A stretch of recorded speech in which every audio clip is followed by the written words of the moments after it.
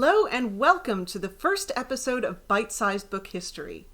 I'm your host, Allie Alvis. I'm a rare book librarian and book historian. Some of you may know me better as Book Historia from Instagram, Twitter, and Tumblr.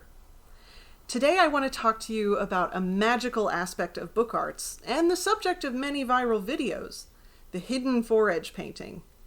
But before we get too deep into Fore-Edge paintings, let's go through a little bit of book anatomy with help from this 19th century French prayer book. This probably looks a lot like books on your shelf. Maybe a little bit smaller, maybe a little bit plainer, but it has the same anatomy as any other book. This is the codex format, which means basically it's a bunch of pages sandwiched between two covers. So, starting at the front, we have the front cover, the back cover, and the spine. And here's where the fun begins, the edges. So here we have the head edge, the fore-edge on the side facing the spine, and the tail edge, the bottom. You can see that the edges on this book are very exciting and very shiny. This is an example of a Fore-Edge painting, so called because it's on the fore-edge. Painted edges first appear on manuscripts from the 10th century. Most early examples feature ornamental or heraldic elements. You'll notice that all the examples I've shown so far are not hidden at all. They're right smack dab on the edge of the books, visible to anyone who might want to see them. That's because until around the mid-16th century, books were often shelved fore-edge out. Readers and owners would just write the title or the shelf mark directly onto the exposed edge. Or, if the reader or owner was spectacularly rich, they could commission an artist to make their edges look a bit more fabulous. This collection of books, now part of Yale's Beinecke Library, once belonged to the Pilone family of Italy.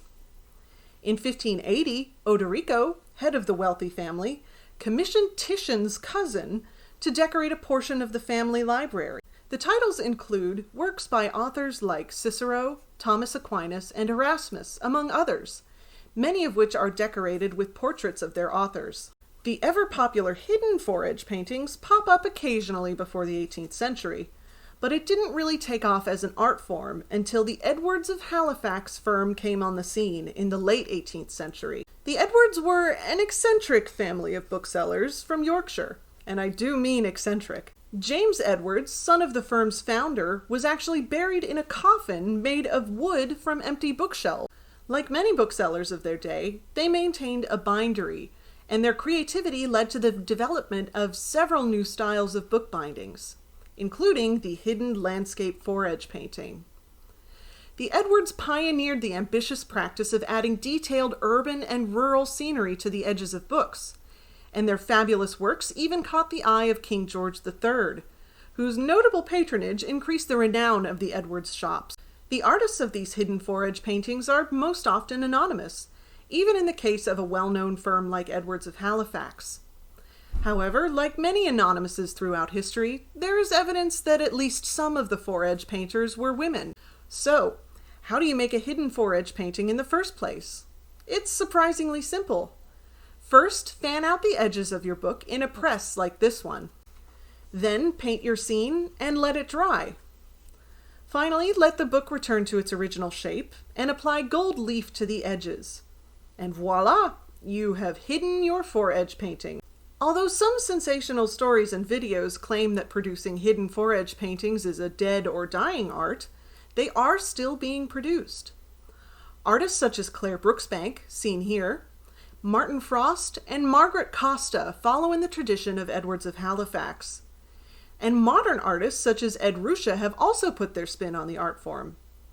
This work from 2008, entitled Oh No, continues to be a mood, particularly for the year of 2020. If you're a book artist who has incorporated hidden Fore-Edge paintings into your work, drop a comment below. I would love to see what you've done with the art. Also, don't forget to like and subscribe. I'm brand new at this, as you can probably tell, and I can't wait to bring you more videos about more interesting aspects of book history. I would love for you to come along on the ride with me. This has been the first episode of Bite-Sized Book Histories with Book Historia. And just a reminder, don't bite your books. See you next time.